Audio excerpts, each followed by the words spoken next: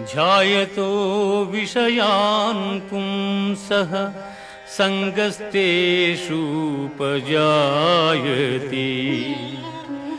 సంగాత్ సంజాయతే కామః కామాత్ క్రోధోభిజాయతే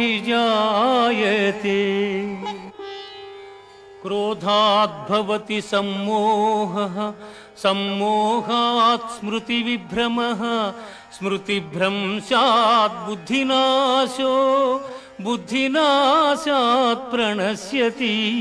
విషయవాంఛలను గూర్చి సదా మననము చేయువానికి వాని యందు అనురాగమధికమై అది కామముగా మారి చివరకు క్రోధమగును. క్రోధము వలన అవివేకము కలుగును. దీని వలన జ్ఞాపక శక్తి నశించి దాని ఫలితముగా మనుజుడు బుద్ధిని కోల్పోయి చివరకు అధోగతి చెందును.